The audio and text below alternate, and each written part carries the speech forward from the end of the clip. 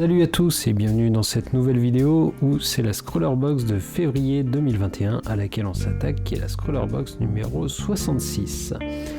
Donc l'artiste featuring de ce mois-ci utilise des formes géométriques et des inspirations cubistes pour créer son propre style d'art.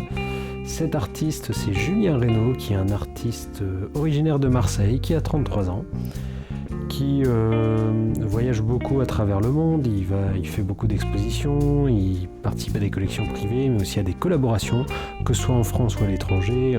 Il cite par exemple New York, Los Angeles, Hong Kong et bien d'autres.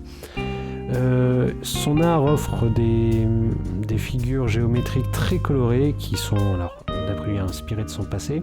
Il est plein de sincérité, d'amour et d'espoir, et il essaye de peindre une vision de la vie plus positive, avec moins de cruauté, tout en gardant son regard d'enfant sur le monde. Donc Scrollerbox nous propose de continuer sur cette inspiration cubiste pour explorer ces thèmes et essayer les fournitures qu'ils ont inclus dans cette boîte pour créer votre propre style abstrait et unique.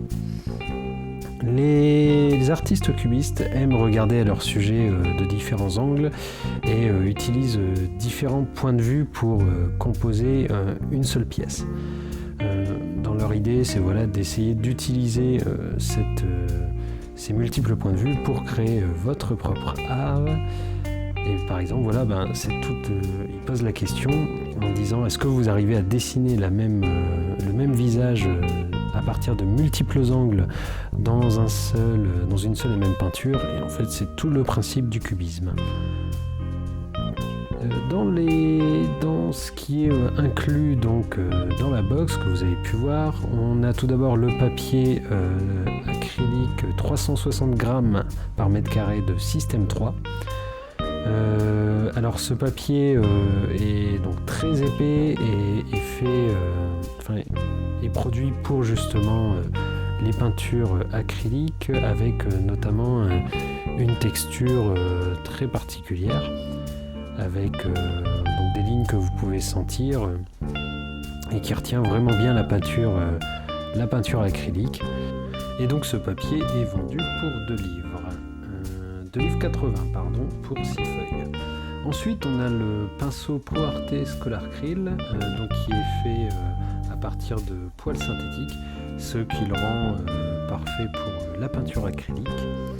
Et le poil synthétique est assez ferme pour pouvoir prendre la peinture directement du petit sac. Vous avez vu comment sont les compartiments de peinture.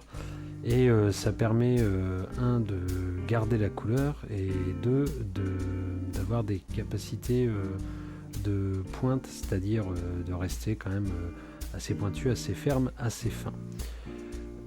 Ensuite, ils disent que sa couleur noire et avec les inscriptions en or le rendent particulièrement smart. Voilà, ça c'est une question de goût. Il est vendu pour 3,95 livres l'unité. Ensuite, on a le crayon magique que je n'ai pas utilisé dans cette vidéo de Koh-i-Noor. C'est le Koh-i-Noor Artmousse, je ne sais pas comment ça se dit, Magic Pencil. Ça vous permet de créer, d'après eux, des sketchs très colorés et uniques, puisque avec chaque mouvement de poignet et chaque mouvement du crayon, la pointe en mosaïque vous permet de changer de couleur, et donc de créer des effets avec des changements de couleur.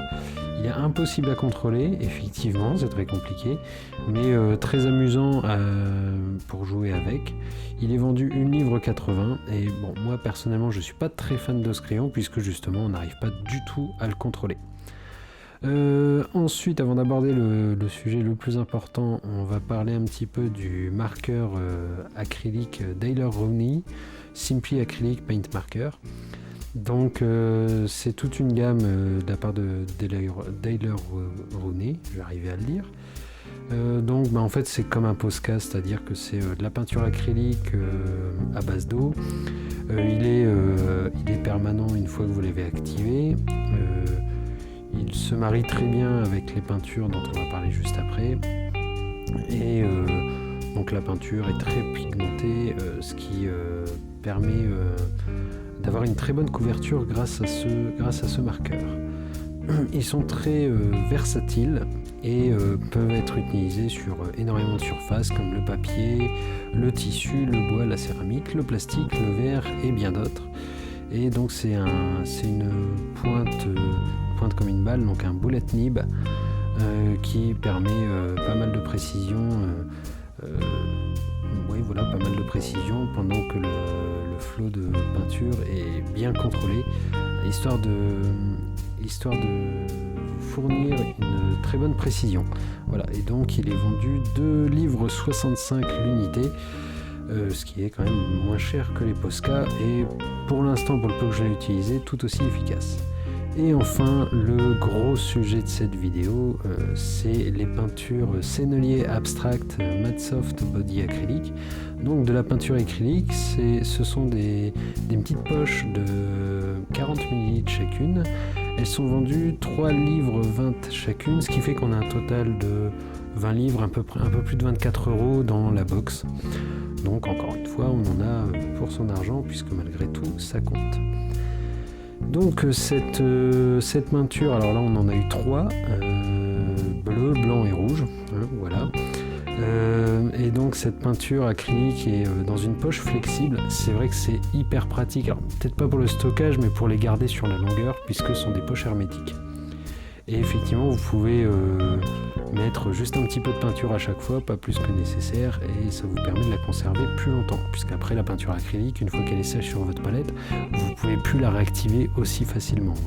Il faut encore qu'elle soit assez humide pour pouvoir la réactiver avec de l'eau. Sinon, au bout d'une demi-heure, enfin moi à la fin de la peinture, là, c'est tout, c'était fini, c'était complètement sec. Alors que j'en avais mis quand même pas mal. Donc, elles peuvent être... donc la peinture reste humide et travaillable tant qu'elle reste dans la poche, ce qui fait que rien ne devient un déchet, sauf si vous en mettez trop sur votre palette. Ensuite, ce sont...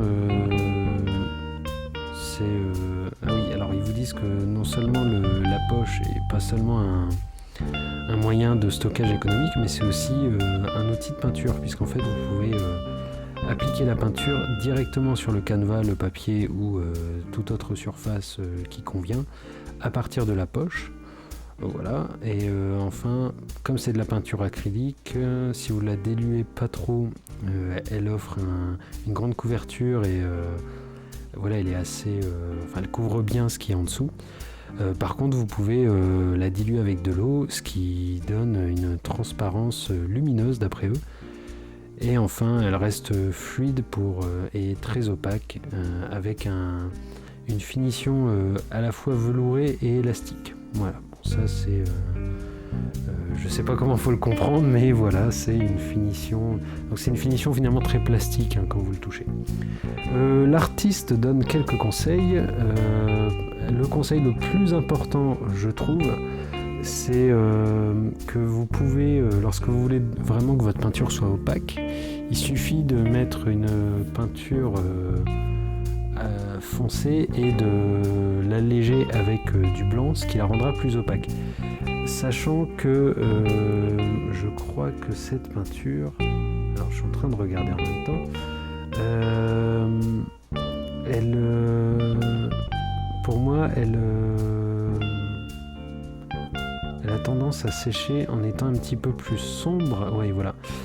Les acryliques tendent à sécher de manière un peu plus sombre que lorsqu'elles sont d'abord appliquées. Donc, faut pas vous inquiéter que votre peinture avec le mélange de blanc soit trop claire, puisque finalement, ça foncera encore au séchage. Bon, après, voilà, il vous explique qu'il faut bien entretenir votre pinceau entre chaque usage, qu'il faut bien le laver, puisque sinon, en fait, l'acrylique va rester et ça va ruiner tous les poils de votre pinceau. Alors oui, par contre, voilà, il vous conseille de mélanger mélanger dans des petits espaces, puisqu'en fait l'acrylique ça sèche très très vite, et donc pour faire les mélanges de couleurs ça peut être un petit peu plus compliqué qu'avec de la peinture à l'huile ou de l'aquarelle, dans le sens où dès que ça sèche c'est un petit peu mort pour ensuite l'utiliser. Enfin, l'artiste vous explique que vous pouvez utiliser un retardateur de séchage spécial pour acrylique si jamais vous vous rendez compte que vous n'avez pas assez de temps pour travailler sur la zone que vous travaillez et que l'acrylique sèche trop vite. Et surtout, voilà, ces retardateurs, lorsqu'ils sèchent, sont transparents, donc vous ne le voyez pas dans votre peinture. Voilà, personnellement j'étais assez satisfait de cette box, c'est assez sympa. Le cubisme j'avais jamais essayé, donc c'était un petit peu l'occasion de découvrir. Très satisfait des peintures et de tous les accessoires, à part peut-être le crayon Kohinoor. Je sais que tous ceux qui ont reçu la box n'étaient pas très emballés de ce crayon. C'est un gadget, mais finalement je trouve assez peu utilisable au quotidien. Voilà, j'espère que la vidéo vous aura plu et je vous dis à la prochaine. Salut!